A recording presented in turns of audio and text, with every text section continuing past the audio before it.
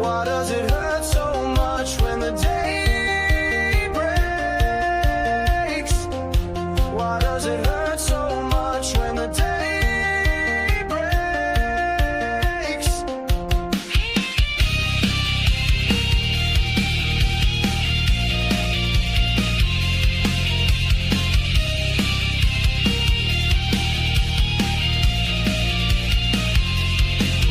It's the Cornbread Man Morning Show on your radio. It's the Cornbread Man Morning Show. It's the Cornbread Man Morning Show on your radio. It's the Cornbread Man Morning Show.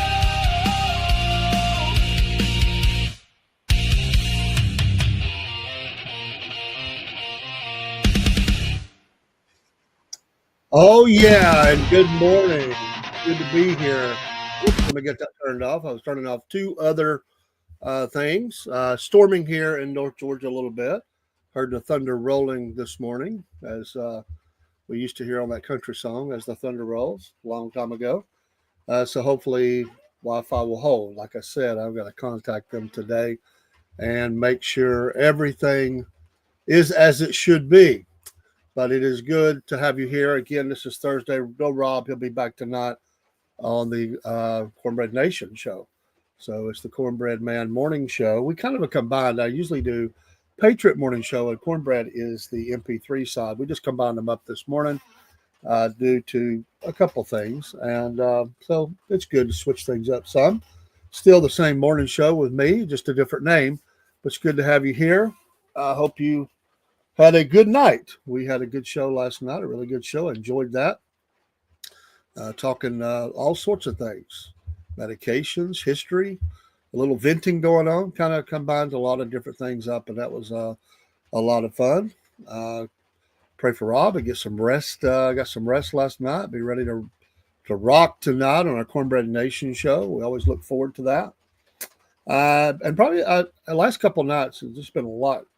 I haven't had a chance to do a MAGA report. That'll be tonight as well. So, and as an added feature, I believe that I'll be able to pull together the third show episode of the Jeb and Bubba show. That's just the engineering side. I just need to pull it all together, and I'm hoping that will be able to get done today. I believe it can. So, been a little bit of delay there, quite a bit of delay. We'll try to not let it happen again. I miss those guys. Love having them in, and ideas keep flowing in.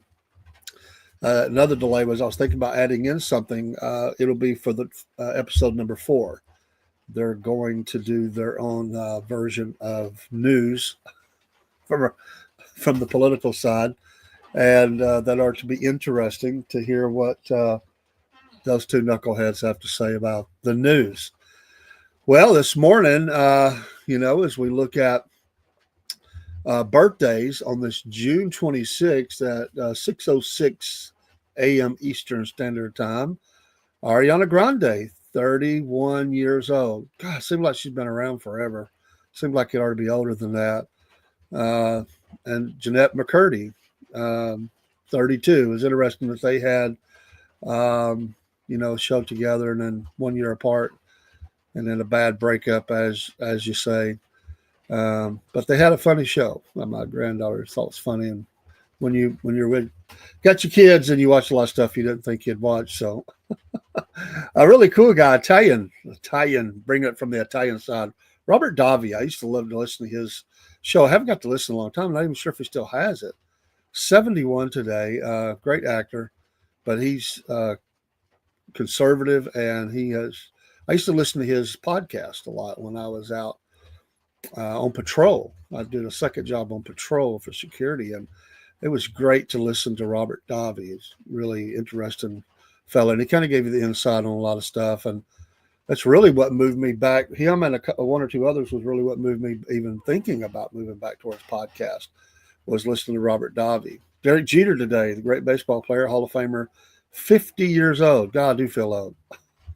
50 years old today. If it's your birthday, happy birthday to you. And Trying to look and see if there's any more I want to mention. There's always some of these. Chris Isaac, singer, 68. A lot of you remember him. Michael Vick,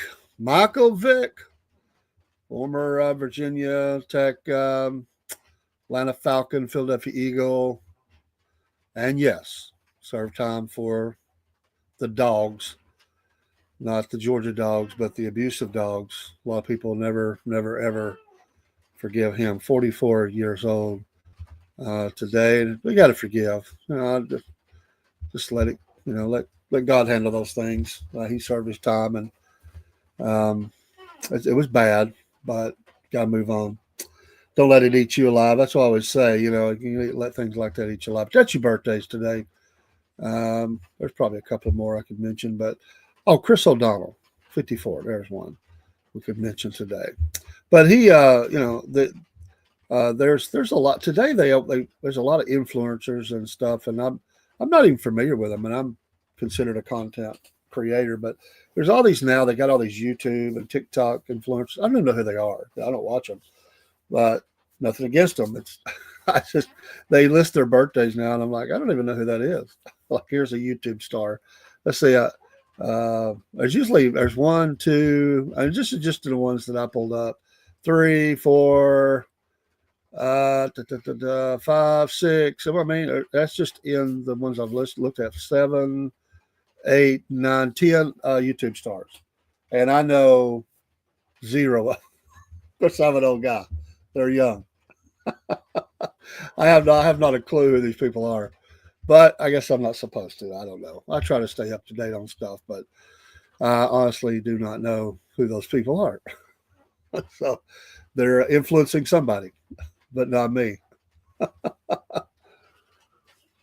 All right. The news this morning is that it's a nuclear knockout. The news has been bouncing us back and forth for several days, ever since the strikes. What kind of a strike was it? Liberal media, legacy media has been criticizing the president and his administration, saying they didn't get anything done. Well, Israel, Iran, and U.S. agree on the Trump strikes that it was a complete obliteration. You can't drop that kind of poundage and if it doesn't do some kind of damage. We're not talking about firecrackers here or bottle rockets. I mean, people are silly. They so want him to lose. And this is the difference between liberals and conservatives. And people took Rush Limbaugh the wrong way a lot of times on purpose. But I remember the Great Rush, talking about Obama. And I remember he caught a lot of flack for it. And he said the statement, "I want the president to fail." And they jumped all over him, saying he was doing exactly what they do, is they want President Trump to absolutely fail, which means they don't care if it takes the country down with them, just so they can say, "Aha, see, I told you, he's an idiot." That's not what he meant. He meant, I want his, he came back and clarified that. He said, I want his policies to fail. I want him to be successful. I want America to move forward. I want good things for America. I want America to be defended. I want America to have great production and jobs. The jobs be very low where people are out of a job. I want the economy to just boom. And he lists several things, and of course they did it on purpose. They took out of context, and so we want the policies to fail. Sometimes we don't agree with policies, okay, but when you say they just want him to fail, that means they don't care if it takes America down with them. In fact, I think some of them would enjoy that. They would jump up and down and celebrate on the top of it. And say death to America. I mean, that's sadly, that's what we have in America, is a lot of people who are wishing for absolutely death to America. That's a big difference in somebody who just doesn't want bad policies to go forward. Whether it's the attack on life, trying to take weapons, or whatever the case may be. We want those things to fail because they're not constitutional. But that's a big difference. But that has always been, to me, the dividing line. The people who are against policy, or the people who are they just hate someone, and for Christian conservatives, such as myself, we pray for the presidents. We're supposed to do that. And I always said that. Now they could care less about that. I'm sure whoever they are, but we pray because you want good things. I don't want America to fall or fail or whatever. I want good things for America. It's my home. I mean, it'd be like wishing your home to fall apart. Who wants that? And it's just so they can take the victory lap and say, "I told you he's no good for America." No, that's what you get. And so there were a couple times, and it was probably a fluke. He probably fell right into it, where I actually applauded. And every president, there's been at least moments where I would say, "Hey, I agree with that," and definitely applaud. That. So we have to find those common grounds and at least work on some commonality of some things together. There has to be that, or else it's just this back and forth, and whoever's in power, so to speak, it just the pendulum swings tremendously. Like it's not even a little bit of a swing; it's like major, like they're seeing in New York right now. That pendulum has been swinging really extreme ever since Rudolph Giuliani. That pendulum has been swinging really radical in New York City, and it looks like it's going to swing really radical now. It's trending that way, and it's unbelievable. But when you have, I think it's a crazy number in New York City.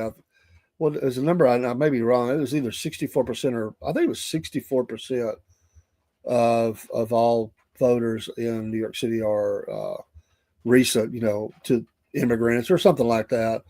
They don't have the background or the founding or the foundation of America first and all that. So they're looking that way, and a lot of cities are. It's not just there, but that's what's happened around the world, and we're starting to see that. You know, that's why Minnesota, there's the representation they have, or any of them. You could say several places, whether it's the governor or whether it's representatives or senators. That's why you have what you have, because you have changed your base. The base has changed to something far different than what it used to be, and people look at the state as a whole and say, "What's going on up there?" or "What's going on out there, down there, wherever it's at?" And look at the cities now. Georgia's right on the cusp of that. There's a lot of the liberals. I mean, they're looking at Georgia to flip blue. It's very close. It is, as we say down here, a dogfight. And even conservatives, even people that I know that have been in politics here, say it's just a matter of time. The numbers are swinging so hard. I say that may or may not be. I've heard that for a few years, and they've been wrong. But those numbers are very, very tight, and that absolutely could be what will happen in the near future. So we'll see. People get mad at me for saying that. It's like that's not going to happen. People in Georgia vote that out and all that, but we can already see that on the Senate level. We can already see that swing, and it's just a matter. It may be just a matter of time. And so, what would that? And that's why I think, it's my opinion, the rise of the so-called uniparty is there's a lot of people trying to, kick out the radical sides, but that party they sell out. I mean, they just sell out. They don't stand on anything. It sounds good because they make it sound like, oh, we're going to come towards the middle. We're all going to work together. But it's far different than a conservative should even think about, because it tends to really force conservatives to go really liberal, and that's not the answer either. So politics is always politics. It's fun to study it, frustrating to watch it sometimes, aggravating to be involved with it, and makes us angry when we see it. Politics works is bad sometimes. When it's good, it's good. When it's bad, it's horribly bad. And that's what's happening in many areas of our country.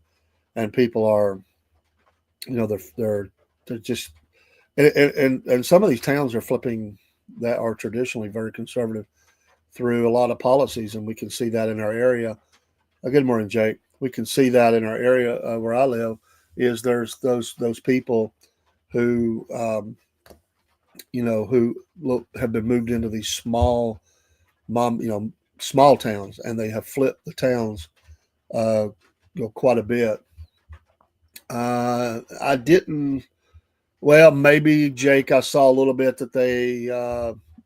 Honestly, I think I might have saw something on it. I was pretty busy, and I didn't get the chance to check all the news about any charges being dropped on Diddy. But it just depends. Sometimes that happens in cases, especially if there's a lot of charges. You'll see sometimes some of that. Uh, Sometimes there's a combination. Sometimes there's you go. That's all up to prosecutors and grand juries, and you know what they think they can, district attorneys, and what they think they can move forward with. So not uncommon. It happens quite a bit. You put your strongest. You put your strongest uh, case on the table and go forward. And that's frustrating to the public sometimes because they look at a person, they say, what are they doing dropping these charges? And it's not what you think, it's what you think you can prove. And you got it. Nobody wants to lose. And so you put your strongest cards out, so to speak, and you go with that. And that's what you can prove is far different than what you think. And no, why do you don't apologize, Jake? How's my which one? I have more than one granddaughter. You probably mean Kaylee, but my granddaughter is doing good. They're all teenagers, so the granddaughters are. So it some yeah, Kaylee. Sometimes it's they've all got different personalities. I love them to death, every one of them. They're at different stages because even a few months apart, and they're 2 years apart each one of them. So I have, in fact, in 15 days, she'll be 13. So I have 13, 15, 17, and it's a different emotional level, maturity level, attitude level. I got one that's the mouth. That's Kaylee. We have to work on mouth. She's a good girl, but she's the mouth. There's no doubt about it. I have one that's she's the one that's going to push the envelope always. Can Again, love them all. They all are wonderful and sweet and beautiful. But Jake's birthday is July 28th. Well, happy early birthday. A little more than a month out. And I have one that's the sneaky one. Uh, she's the plotter planner. But yeah, they're all at different levels. So whenever you had kids, they're always the one who would think about doing some things, others wouldn't think about doing that. But it's challenging in different ways, and then they don't always get along. Sibling rivalries, and it is very weary to me sometimes. But that's the beautiful thing about being a grandfather is you can detach yourself away from most of it. Now Kaylee lives with me, so it makes it a little more difficult on that one. Robert's fine. He's resting up. He had a long day yesterday. Was on the road, on the go a lot, and was completely wore out last night. He left. Way before the morning show and didn't return until late afternoon, and was just wiped out and said, "I'm going to bed." So that's what he did. Yes, we do, Jake. We absolutely do have a festival coming up. Looking forward to that. And I've been announcing that. I ran Robert's video last night. It was really meant to just put out on the socials, but I decided, since it was a long show, I decided to run the full thing last night. I hadn't even saw it. Hadn't had time. We'll try to get it out there today. I've still got videos to load up. I got bunches of videos to load up on the socials. MAGA minutes, Bible devotion, some conservative thoughts. I've got some in the can, which is kind of nice. Sometimes I even go on the weekend, just release them over the weekend. Most of them are to the, I can do them at different times, depending on what the topic is. Sometimes there's an urgency and I've got to get them out really fast if it's fluid situations changing. But those are really nice. I put them on a lot of the streams. Sometimes not every single one, but most of them. We put those out, and that video will be one of them that will go out on some of the social streams. Um, Today, probably, if I can find the time. Oh, I went back to. Uh, you've heard that Rumble is coming up with shorts. Okay, maybe I haven't heard that, but they are making a lot of changes and a lot of adjustments. And as creators, we're in their like many, we're in their content creator program. You're kind of flowing through some of those changes. Sometimes they'll come in, and the way I did a show in the studio at night, it changes from to the morning. I've seen that. Like, okay, got to figure out this really quick. Uh, so they throw you a curveball every once in a while. They do. They switch over a lot of things in the late of the night after midnight, and you're trying to figure out, you know what what changes they've done, and it's usually not real a whole lot, but there are changes. Sometimes it's just aesthetics and how it looks, and so it just depends. But they are making a lot of changes, and we're here for it. Whatever, whatever they do, we're always trying. The president's making a move to get a pardon for Netanyahu for his trial. I don't know that that's going to work, but he's making a play for his friend. There was some corruption charges. This has been ongoing for him and his wife. This goes all the way back to 2020. Of course, he denies everything. There are charges of bribery, fraud, and breach of trust. He has pleaded not guilty. Bibi Netanyahu's trial should be canceled immediately, or pardon given to a great hero. Well, he'll catch flack for that statement. Who has done so much for the state of Israel, Trump wrote on Truth Social, adding that he had learned that Netanyahu was due to appear in court on Monday. Israeli media have reported that cross-examination of Netanyahu began on June 3rd in a Tel Aviv court and was expected to take about a year to complete. That's a long time of cross-examination. 1 year. My gosh, talk about slow justice.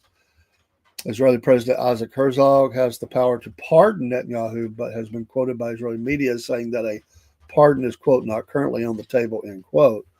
It is also said that, quote, no such request has been made, end quote, according to reports.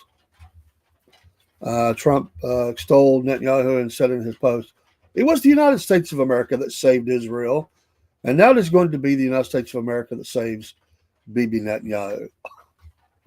Boy, I'll give this for the president. There is no shortage of, this is the guy that walks in the room. He is daddy when he walks in, as the guy's been calling him over there, daddy. He'll wade right into any situation and call it out. And there'll be a lot of people, including on the very conservative side, that will not like those statements. They don't care for BB at all, and they won't like that. He'll get called out.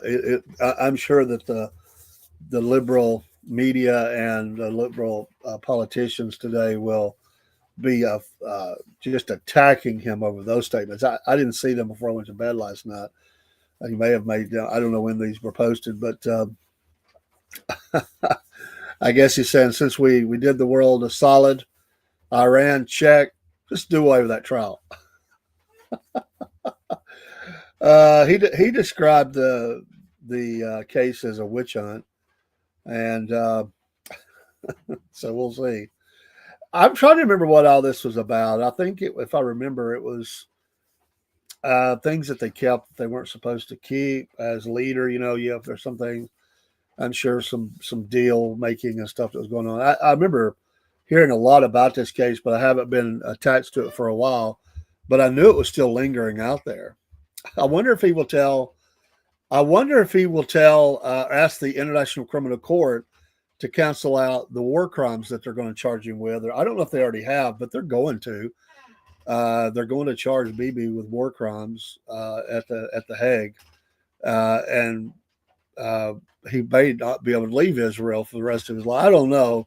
As a leader, they're not going to do anything, but as if he leaves office and is still living, as he does so, he could be subject. Now that would be. I don't know if you could actually do. I don't know. I don't know what the power of that court is. It's pretty powerful. Broski Bear says Bibi is a Cheltenham High School alumni. That's a close suburb affiliate in Montgomery County. Okay. Didn't know that. The Netanyahu family is legendary in Israel. Of course, his little brother, uh, Jonathan, was killed in the raid on Entebbe. They're very, I mean, they've been involved with military and politics. I mean, because Israel's modern as a modern state is very young. I mean, 60, what is it, 60? Well, I just went 9 years old, 7, 8, 9 years old now as a modern nation. 70, maybe 70. So anyway, so a lot of these leaders, they were in every war. They were, they've come up through. There's a recent history where it's like they're very involved. It's like Ariel Sharon, who was leader of Israel. He was the great tank, fighter commander, legendary status, and they called him a war hawk. And but he was in all the wars. There was a time in our nation when you had leaders like that. They fought in World War I and World War II and even Korean War, and then served in politics as elder statesmen. Um, that's kind of the way it is there. And honestly, just about everybody, except some religious, there's still some religious exemptions. They've kind of done away with some of that, but the religious, those that study Torah, have been exempted for a long time. That's starting to change somewhat. It's controversial in Israel, but every able-bodied male, every able-bodied female has to serve a 2-year hitch in the military. That's required, and then you can go into a career. And I have Jewish friends that were Sabras, born there in Israel, and they all served. And some of those stayed, and obviously in the early days where they needed every able-bodied person. In fact, even this day, when there's a big operation going on, they usually call up all the reserves. So you're kind of on reserve the rest of your life until you're just so old you can't do anything. But it's like our National Guard; they call them up and to support operations because it's a small country. It's not that many people really. I mean, it's smaller than what is it, size of Rhode Island or Jersey or something. It's not that big of a nation, but boy, it sure does get the attention of the nations, don't it? But Netanyahu's is pretty famous. But I encourage you, if you've never watched the movie, read one of the books. I read one just called Jonathan, and it's all about his life, but it covers the raid on Entebbe, and that was quite an operation. So we think back to the Munich Olympics and the horrible assassination of all the Israeli athletes. This is the backdrop of when I grew up. All the politics. I wasn't around. I was born in the '60s, but I don't quite have memories of the water cannons and stuff on people. But you go into the '70s. I remember all the Vietnam stuff, all of the protests, a lot of stuff like that. So and then. The '70s were the decade of the airliner hijackings, and that was huge there for a long time, and people were afraid to fly. So I grew up in the backdrop of that. So I'm pretty, and then studied Israel a lot. Never been there, but studied Israel a lot, history and current politics and stuff. So I have a pretty good working idea of how things work there, and history of their military and how things work with the IDF, their Knesset, their Congress. It's interesting. They're very liberal, very, very liberal.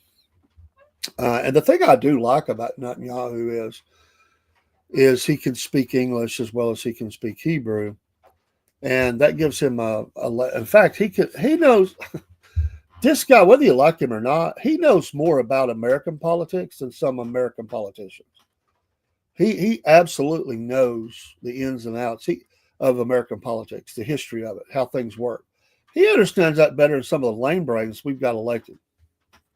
He's smart. You may not like him, but he's not unintelligent. The guy's very smart.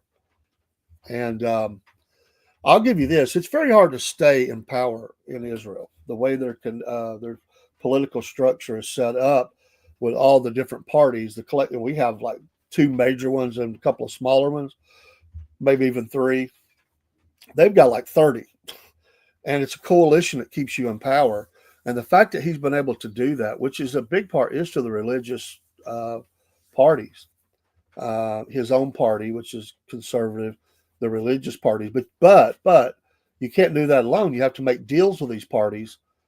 Well, yeah, Broski, yeah, true, that from the USA, but even still, some people might not stay connected like that. But I'm just saying that gives him a leg up. It gives him a leg up on how things work, and so he very much can go because sometimes even our foreign ambassadors and stuff, they have a hard time articulating themselves to the American people.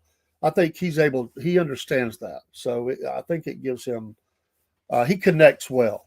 I'll say that he's that Trumpian top guy. He's that guy when he walks in the room. He's walking tall. He's very forceful. He understands the art of a deal. He's absolutely that guy. But he schools leftist politicians all the time. He has about Iran. I mean, you know, but that's they hate him. They absolutely hate him. You can't keep a good Philly man down, right, Broski? How are you doing this morning, by the way, Broski? Bringing all the healthy eating last night and talking about the teas and stuff. I ain't forgot. I have not forgot that at all. That was a fun show last night. I really, really enjoyed that. Also, in that same vein, another article, um, Steve Witkoff, which is the Middle East envoy, is also saying that there's an expansion of the Abraham Accords coming in weeks. And you remember those brought several Arab countries kind of in the fold in making deals with Israel, and you know, as they're able to end this conflict, there's they're looking to bring on some more deals with that, and this goes a long way towards bringing peace there. The first Abraham Accords go back to 2020. It involved the UAE, Bahrain, Morocco, and Sudan. They agreed to normalize relations with Israel. Um, he did not disclose the details of the countries that would be part of the expanded Abraham Accords. At Israel's 77th, I said 70, I couldn't remember, 70, boy, time flies by, 77th Independence Day reception at its embassy in Washington, D.C. last month, he said something similar on the expansion, saying the announcement will be coming very soon. Speculation is that Saudi Arabia could be brought into the fold. That would be big. And, of course, we've made a lot of deals with the Saudis over the years. And the more they can do that, that kind of neutralizes some of those more rogue Arab nations. Um, you know, it's a good time to do it because there would be a lot of them not wanting to push the president right now, thinking he might push the button on another strike over their country. Uh, it means he's a lefty. Yeah, that's true. Absolutely. But now Netanyahu will he knows that base, the Christian base, and he plays to it. He's not a Christian, but he plays to it. He definitely reaches out, and he understands. He'll say, "God bless America, God bless Israel." I mean, he gets that, and he knows that the Christian tourism of Israel is a big part of their economy. He's not stupid. He understands that. So those tour groups that come over and tour Israel constantly is huge, and it keeps a lot of those little business owners, those little shops and restaurants and things open, especially in tourist areas. And so they need peace over there because a huge part of their economy, not all of it, but a huge part is tourism. They're also very big in agriculture, diamonds, and other things. They've begun to get into some more manufacturing, but they're very big in flowers and fruits, and that's a big. It's amazing, really, the beauty of the desert after so long of it was a wasteland at one time, and the ability they only get 2 months of rain, and so they've learned to capture the dew and different things to water the crops. It's pretty amazing. Of course, desalination plants as well have been established for such things. Um, but they're a huge diamond broker. Uh, Huge. People don't know. A lot of people don't know that they're big in medical invention, which many times are sold to other companies, renamed. So they because people won't buy them if they know they come from Israel. So they sell. They'll make the invention.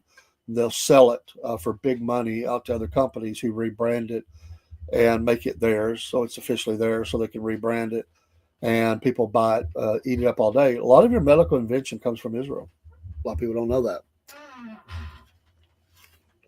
They're very much on the forefront now. I don't know how much that Wiseman Institute being hit is going to hurt some of that, but as far as the science part, but they're very big along a lot of medical breakthroughs. So Motorola has a big plant in Israel that they caught some flack for building that there. The the some of the world has tried to bring what is it boycott, divestment, and boycott. Let's see, boycott. No, it's what is it anyway? If your company is outside of the former Green Line, which means they call it the occupied territories, they want that sticker put on there because people won't buy it if it comes from there. So even I was reading about a wine. It was a wine producer, and he was forced to put that on his boxes because he was just outside of that. And there's some countries won't allow that into their country, and there are people that will just not buy your product because of that. So there's a lot that goes on with that. Yes, Broski, Jews and diamonds go hand in hand. Tiva Pharmaceuticals, yes. See, I love a guy that has knowledge. I love that, because a lot, you talk about this stuff to some people and they're like, huh, what? Never heard of that. What are you talking about? But just paying attention to what goes on in the world. It's a big deal. And people just don't realize how much the Jewish people influence their lives. Now they always talk about from a negative, but if you only knew a lot of times how much it, if you go back in America, it's tremendous. If you go back and you look at all, and I would challenge people to do this and go back and look at all your entertainers that you like from far long ago to current day, and look at how many are Jewish, at least Jewish, have Jewish part, at least part Jewish, and they've changed their name back in the day because of anti-Semitism, and how many are just have influenced their lives through medical breakthroughs. Their doctor maybe even, um, you know, it'll amaze you. It really will. Amen, brother. I wouldn't say trust. I wouldn't even say put trust there. What I would say is it's kind of like the person you have to deal with. I would just say that he's certainly not discerning. He's not a Christian, but he is smart enough to understand uh, to keep the Christian community close. He doesn't want to push them away. But they are the San Francisco of the Middle East.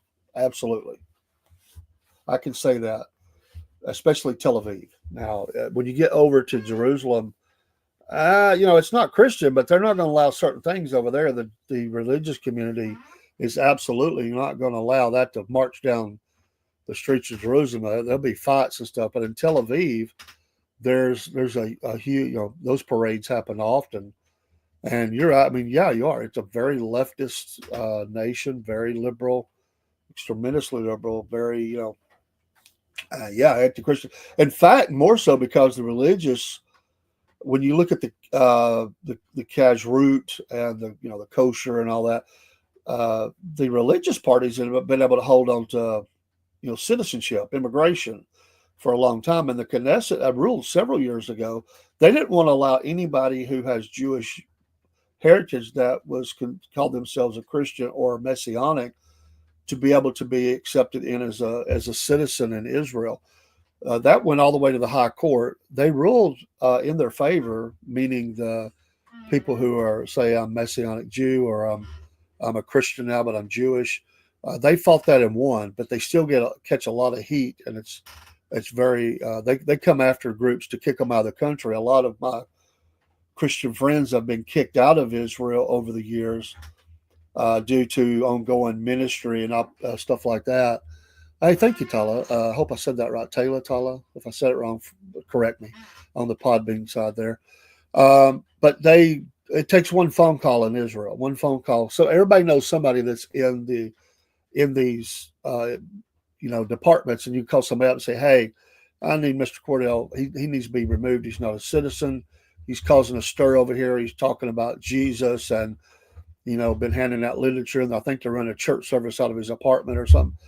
One phone call and you're out. They'll get you. Now you have to go out as a non-citizen in Israel every 3 months. You have to redo your until you get. We have, and can't say names. I know someone who was born. A matter of fact, might have come from Philly. Matter of fact, I'm trying to remember where he came from. I know it's Pennsylvania, and became a missionary. Runs an org over there which helps people with stuff. I won't be careful here what I say. And was able to get the citizenship because he was Jewish. Has had 3 children born in, I think it's 3 or 4, in the nation, and lives there. Has citizenship. But if you're not a citizen, they will never give you a long-term visa. They give you a working type visa, and so you have to leave for 24 hours. So a lot of people like that. They'll fly to Turkey and spend the night. But when you come back in, you never know if you're going to get allowed back in. You never know. And it's every 3 months you live through that.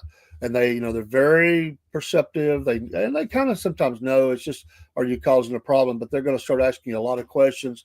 When you go through customs back in, they're going to pull you to the side. They start asking you problems like, what are you doing here? You've only gone, now if you could teach or do something like that, that's a good way to stay in. But it doesn't matter what you are. If they want you out, you're out. And we're getting more like that, which is what you should be. But it's used by these religious authorities to damage Jewish operations and ministries there, which are helping people. I mean, I know they're converting people to Christianity, but they help with food and clothing and a lot of stuff like that. And they are very, they're investing in the nation. So, but to those, it don't matter. We don't like you, you're out. But I've had friends that come back through and they said, okay, we know what you're doing. We're going to let you back in to settle your affairs. You have 60 days to get out. If you don't get out, we'll arrest you. And we had a guy one time, and he was working in a particular people group in the south of Israel. And his heart was so much he wanted to be there.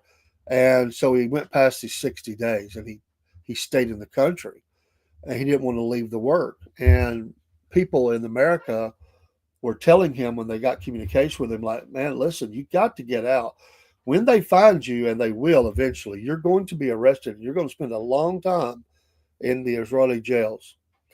It's just over. You've got to come out. They're never going to let you back in. You're just going to have to redo. Your ministry is going to change. You'll just have to work with the same people somewhere else. And he finally did, because he had a family. They're like, this is not good. You can't do that. You're breaking the law, and just leave. So there's a lot involved with that. But it's I've talked to many of my friends who are like, that's the hardest thing. You try not to look nervous, but you're so afraid they're going to kick you out. When you get back in, it's like a big relief. Every 3 months you go through that.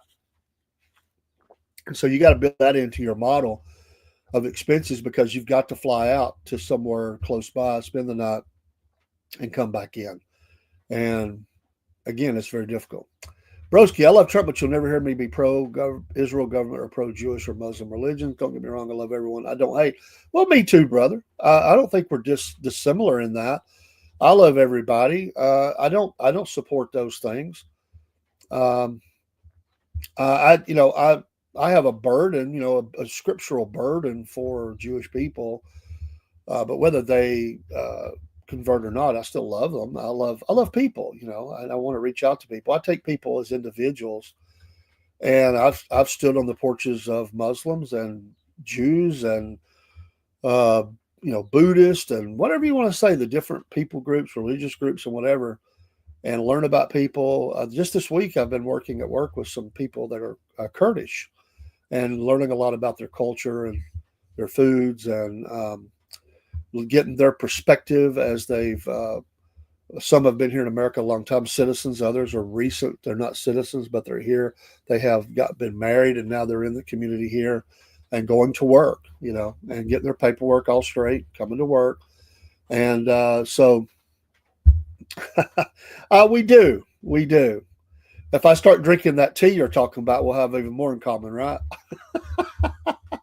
The black walnut cloves. What do you call that tea? Is it just black walnut tea, or I forget? Did you have a name for it? I forget. My brain. I've slept since then, but I do. I do like. Let me follow you. Follow back. Thanks for the follow there, by the way, on Podbean. If you and folks that don't know, we some mornings I run a simulcast with Podbean, so we're shooting out live there. Sometimes I just do a show in Podbean where it's just Podbean, and then it goes out to all of our MP3 sites. This morning I'm running everything together, so I have people from many different sources, platforms in here, and we appreciate you. God bless you all this morning.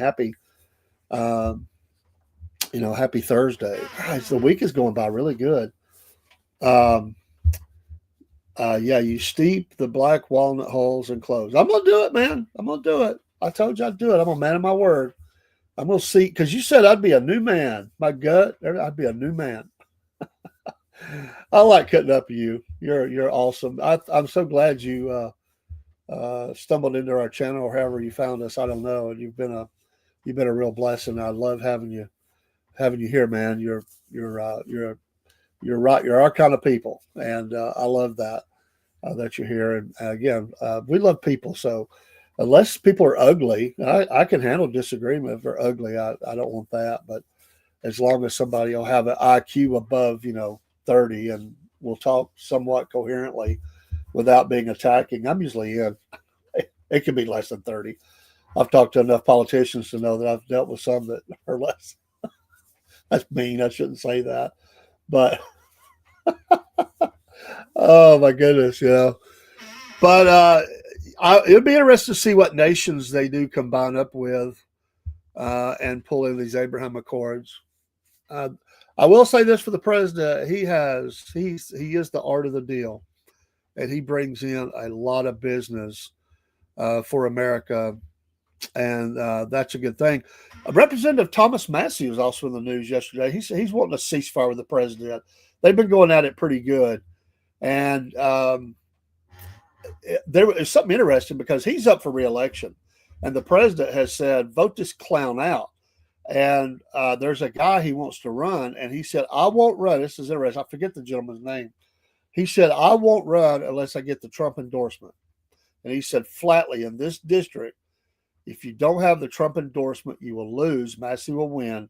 If you have it, you can win it. If you've got that's how powerful that endorsement is. And sometimes it doesn't work. Some areas are a little more close and it has it. But in most cases, that's truth. If you have the Trump endorsement, you win. And so the president hasn't said whether he will endorse this guy. But I kind of think he might because him and Massey but have not seen eye to eye. But he's wanting a ceasefire with the president. I think he's had enough of being in the spotlight uh, and having the president score at him on True Social.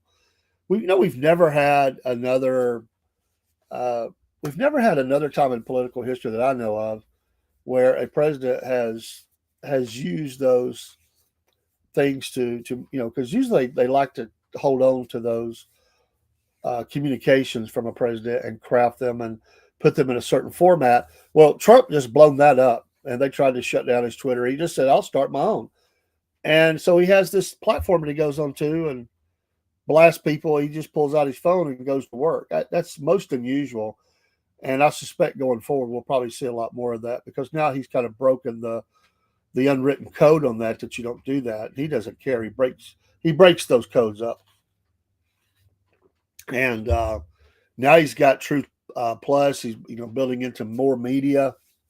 He's moving into the phones, we're not. We're Patriot Mobile, but we're not moving that way. But uh, he's like Kiss, the rock group Kiss. He markets everything Trump. He understands that, and so everything that has Trump sells. Even those that hate it, they'll buy it to burn it or something. But he makes the deals, and he puts his name on stuff, and he's markets himself. He really does, and it's successful. It absolutely works for the president to do those things, and it's going to be a huge vacuum when he leaves, and it'll be interesting to see who can fill that because there's going to be a rush to fill that. And he'll have a say in it because he'll still be on the scene unless he's not with us, and he will continue to make an impression upon politics for the rest of his life, and he will have a lot of say. It'll be like it'll. I could see people in the future that'll be going to Mar-a-Lago. That's going to stay a hub, and a lot of political platforms will get off the ground. It'll be even like future Republican presidential hopefuls. They'll be down at Mar-a-Lago having the conference, the summit with that would be then the ex-president, the former president, and getting that'll be a big deal. That'll be a big deal. It'd be cool though. It'd be great if the president, when he leaves, if he started a podcast. Wouldn't that be killer? That would be great. Would that not just? I mean, like his own show daily, where he just not only tweets but he's got his own show, music, and he's on there talking about different people and politics around the nation. I think he would like something like that. But he likes golf so much. I don't know if he would actually do it. But Broski said that's what I wanted to mention. Trump is great. Yeah, and we talked about who's going to fill those shoes or try to, and his name has been mentioned. I don't think JD's ready. I don't think he's the guy. Early on, I don't. And I thought that DeSantis would he'd definitely make another run. I mean, he's done in Florida. He can't run again. But you think it's going to be a Rubio Vance ticket? That would be a strong ticket. Won't lie. And with Rubio, you bring in a lot of Hispanic voters and stuff. So that's a strong thought. That's a very strong thought. But there's going to be some females run too. I wouldn't be surprised to see her, Sarah Huckabee Sanders. I wouldn't be surprised to see her run. Kristen Noem. There'll be some others. So I wonder if Pocahontas will run again. I know I shouldn't say that, but that's what it is. AOC's probably gonna make a run, right? She's gonna try to become from the bar to the White House. That's what she's trying. She's gonna try to do that from the bar tending to the White House. And what about John Fetterman? You think John Fetterman will team up with anybody? Oh my goodness! Can you imagine a Shapiro Fetterman ticket? I don't think Fetterman will run now. At least not as a Democrat. Maybe an independent. I could see that maybe happening. Possibilities, as we say. Hey, don't forget, folks, Patriot Mobile. Make the switch today. Use that promo code Cornbread. We are so excited to be a part of Patriot Mobile and looking for great things. Also, join our email newsletter called a Breadhead newsletter. Become a Breadhead. And just send us an email to Southern Fried Podcast at yahoo.com. And we'll get you in there one email a week. In fact, I'm going to try to send that today. We'll put things in there early that no one else sees until a little bit later. It'll be a little surprises and stuff. We'll keep you updated on stuff, but we won't wear out your email. Southern Fried Podcast at yahoo.com. And and we will get you on the list. I had my brother sent me his yesterday, and I got him in there, so he'll get the latest edition. We just kicked this off. We're really kicking the marketing in high gear. We may be growing a bunch. We've got an opportunity maybe to get into an email list that's very large, and we may get access to a bunch of it. We're hoping to get approval, and we may jump a whole lot here in a short time. We're waiting to find out. But right now it's word of mouth. We're just putting that out there. If you want it, it's up to you. But if you want that, send us an email or pop it in, somewhere, my Facebook Messenger or whatever. I think my brother, he just popped it up on Facebook, but he didn't care. So I put that on in there. But we'd be glad to do that. And also, one last thing, the Cornbread Nation show tonight, Cornbread Nation, Return of Robert. That kicks off at 8 p.m. Eastern Standard Time. It's unlike any other show scripted. We have the now legendary Jack Leg segment, our Breadheads in History, Fan Mail with Rob. I'm calling it now, we call it the Redneck Destination, but I'm just really calling it now the Cornbread Nation Destination of the Week. Kind of brings in more things, I think. It'll still have the same hijinks and different things we're looking at around the country, but I think it takes in more. So last week I began to call it that, and it kind of fits because that's the show, the Cornbread Nation Destination of the Week. So that's a lot of fun. We have a lot of fun with that show. We don't check the chats until late in the show usually, because it's a scripted show live, and we have a lot of fun with that. So if you've not watched it before, give us a watch. Thank you, broski. Thank you. Sometimes things just meet up and match up, and you were definitely a match for our show. And I like our friend in Miami, the tow truck driver, who's now our friend, a big sports fan. And thank y'all for supporting the sports show. By the way, that is tomorrow night. Dean is working today, so we're going to do this week. We'll be on 6 p.m. on Friday. James has had to take a hiatus. He'll be back. He's got some things. But Dean is going to step in as my co-host. He said, Dave, I don't know as much about regular sports, but you'll learn. And hopefully my friend Cook will get back in the fold and become that third member of the co-host. He's just a great guy. He's like my brother, although we're Christian brothers, but we're not blood brothers. But we've known each other just about our whole lives, and we've been friends for 35 or 40 years or whatever it is, maybe longer than that. I don't know. And we live one street apart and have our whole lives. And he's a dear brother and loves sports. And he does check in on the sports show, and I'd love to get him more involved with that. But he's been taking care of his mom, and I understand those things are hard. Hey, we'll see you tonight. I do got to go to work. Hey, you got to pay the bills. We pay the bills for the podcast. It pays for its own bills, most of them, and we're thankful for that. But I've got to pay for my bills now, so I got to go to work. I say that I'm ready. I'm having a great week at work. I hope you are too. Stay cool. Again, check on the pets. Check on the elderly. It's very hot in a lot of the parts of the country out there, and pray for the president. Pray for the administration. Pray for America. Absolutely. If you got nobody else to pray for me. And we would appreciate that. We'll go out with some music, and we'll see you tonight. God bless you all. We appreciate you. Take care.